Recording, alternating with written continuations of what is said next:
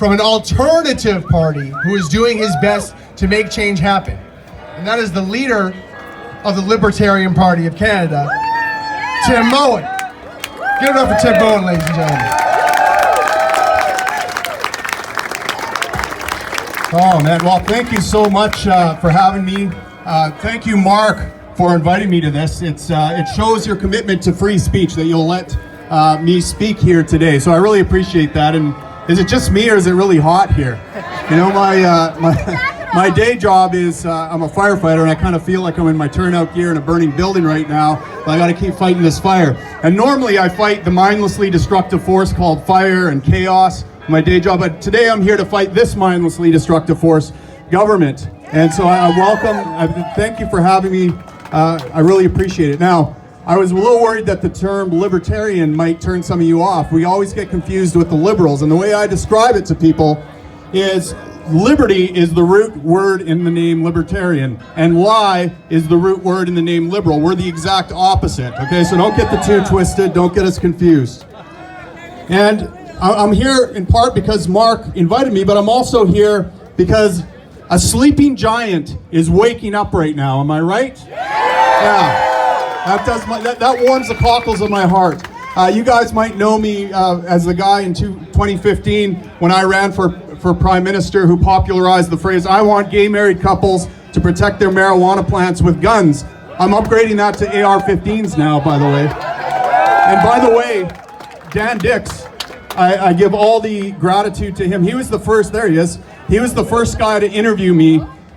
Mainstream media wouldn't touch me. Dan Dix, Press for Truth, has been on the front lines forever, and I'm very grateful to him for that and for giving me that opportunity. That led to the Rebel News picking me up, and that led to other things. And the mainstream media even picking me up and spreading fake news about me, which I also appreciated. So that's why I'm here. I'm here because you guys have been deemed non-essential. You've had your livelihoods destroyed. You can't pay your bills or keep your lights on. And that's true of many Canadians right now. The government's taken away your ability to put nutritious food on your family's table. They made it nearly impossible to save up for your old age. They basically prohibited you from accessing all the things that lead to a long, healthy, happy life. So how's that for public health? Sucks, doesn't it? Now all this is all going on. The central banks are robbing your buying power by printing up limitless money to bail out banks and giant politically connected corporations. These are the same corporations that are getting all your customers now that your small and medium-sized business has been obliterated. These are the same banks that are getting the deed to your house and land when you can't pay the mortgage because your ability to make a living has been obliterated. What we are witnessing right now, ladies and gentlemen, here today is an unprecedented wealth transfer from you, the working classes, to the elites, to the oligarchs, to the SNC Lavalins of the world, to all those who are connected to political power. Now, at the same time, we're seeing an unprecedented wealth transfer from us to them. We're seeing an unprecedented power transfer from the people to the government. Now, and if you think they're just going to hand us back our freedoms, you've got another thing coming. I mean, the income tax was implemented as a temporary tax to pay for World War I. We all now accept it as part of the new normal, right? Who's talking about ending the income tax other than us crazy libertarians? As Thomas Sowell once said, there's nothing more permanent than a temporary government program. And the irony here, folks, is that this is all done to protect your life and save your life. Do you guys feel protected? Yeah, I didn't think so. Oh, by the way, they're sending you the bill for all this. Of course. That's right, they've broken your legs, and now they're giving you these feeble crutches in the form of CERB checks. And they're expecting a big thank you in return. Who do you think's gonna pay for this? Every working class Canadian, that's who. Everyone here who pays taxes. And not just the people that pay taxes, that's the immediate, obvious thing. Every Canadian is gonna pay this through the invisible tax called inflation. 2 years from now, when you're paying twice as much for groceries, but you're making the same income, that's going to be you paying for what's happening right now. They're robbing our buying power. That is as much a robbing of your wealth as a tax is. So, ladies and gentlemen, consider yourself indentured servants.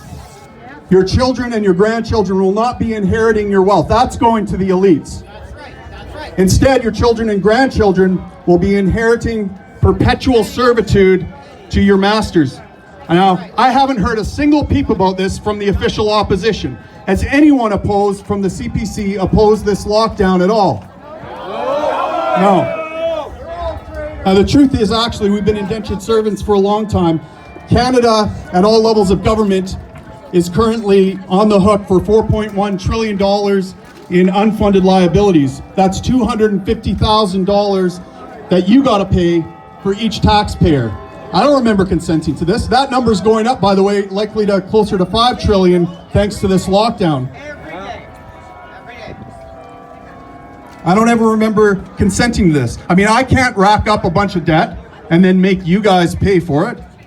In fact, I'd get, if any one of us behaved like the government's behaving, we'd rightfully be locked in jail right now. If you try central banking, you'll be locked away for counterfeiting money. If you try taxing someone, you'll get locked away for armed robbery, and rightfully so.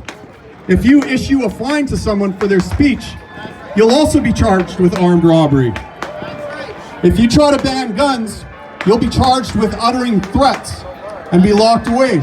If in the process of confiscating guns, you have to shoot a resistant gun owner, you'll be charged with murder.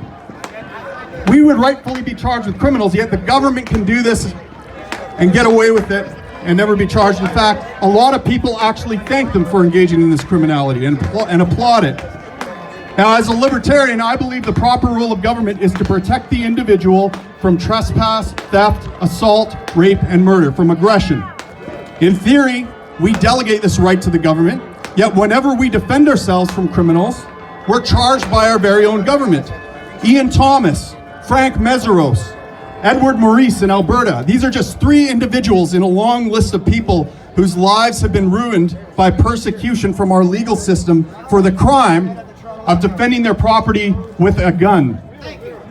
And now we have Trudeau and his posse arbitrarily banning guns that look a certain way and make them feel icky. He's doing this from his castle while he has Parliament here shut down. Boy, oh boy, he wasn't kidding when he said he admired China's basic dictatorship, did he? Ladies and gentlemen, I propose to you that the battle lines are not left versus right. Both the right and the left have betrayed us and stripped us of our liberties, our sovereignty, our wealth. I would even put to you that the battle isn't really between globalism and nationalism. There are some nationalists who want to put a jackboot on our neck just like the globalists do. I don't think none of the nationalists here do, but there are some out there. The real political battle, I would put to you, ladies and gentlemen, is between authoritarians and libertarians. The authoritarians want the government to impose their agenda on you. The libertarians just want to be left the hell alone.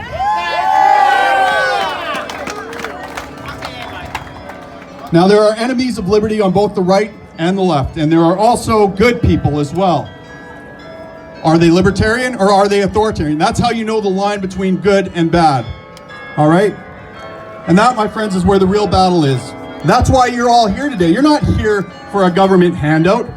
You're not here to demand the government do something. You're here to demand that the government leave us the hell alone. All right. So, I want to leave you with this. How do we do that? How do we get the government to leave us alone? Well, first we have to identify the problem. Now, this might not be a popular thing to say, but I would argue that the root of the problem is not Justin Trudeau. Now, in reality, he's just a perpetual frat boy living his best life. I can't even be mad at the kid. Congrats on all your success. I mean, he didn't seize power in a military coup, did he? Here's the uncomfortable fact, ladies and gentlemen. He was chosen by our countrymen to run this country. Let me repeat that so you didn't miss it. He was chosen by your countrymen, your neighbors, to run this country. Now, if that doesn't send a chill down your spine, I don't know what will. The truth is, and it's sad to say that because this crowd is the exception, but most of your countrymen don't want liberty. They want the government. They want a government that benefits them at your expense. They're authoritarians. And so Andrew Breitbart was right. Government is downstream from culture. Unfortunately, until we have a culture that embraces liberty, we will not see the kind of Canada that you and I want to see. Now, I wish the task ahead of us was as easy as voting for me or Maxime Bernier or another party. And don't get me wrong, I want your vote. But voting isn't going to change culture. The only thing that will change culture is you creating more libertarians. And it's a grind. It might be a multi-generational grind, as Dan Dix pointed out. It might be a long grind. It's work. There's no easy answer. You can't get away, ladies and gentlemen, with just going to the voting booth and thinking that your job is done and that you've done something productive. If you want to be part of changing culture, you have to be able to persuade authoritarians, your neighbors, to become libertarians, to be people that embrace liberty rather than authoritarianism, that when they feel afraid, they don't go begging the government to save them from their own fear and anxiety. The most effective way to do this, in my mind, and I appreciated that some of the other speakers touched on the same thing, is to hate the sin but love the sinner. We cannot hate our fellow Canadians just because they're possessed by a bad ideology, all right? And so we can't call people names like libtard and snowflake and expect to make any progress. In fact, that's a strategy for losing and sabotaging your own cause, in my opinion. What we need to do is study. We need to get good at rational debate. We need to debate ideas. We need to learn to connect with people's concern and show them how liberty addresses that concern. You worried about climate catastrophe? Here's how we can solve that without communism and without carbon taxes. Are you worried about a migrant crisis? Here's how we can solve that problem with less government rather than more government. Are you worried about gun violence or drug abuse? Here's how liberty helps that problem. That's what we have to do. We have to create more liberties by connecting with people. Now, if this isn't in your wheelhouse, you can support those of us that are. Myself, all the speakers here today, plenty of people out there in the audience. More and more people are waking up to the corruption we're seeing in the system, and there's never been a better time to connect people to the message of liberty. This crowd is an example of that. And guys, as Canadians, we are a diverse group of people across this nation, and we're all unified under one nation. And that unity is under threat right now. The bigger government grows, the more divided we become. E pluribus unum, out of many, one. We can all live together in peace, prosperity, and collaboration, but we can only do this on a foundation of liberty. Mr. Trudeau, tear down that wall. Thank you.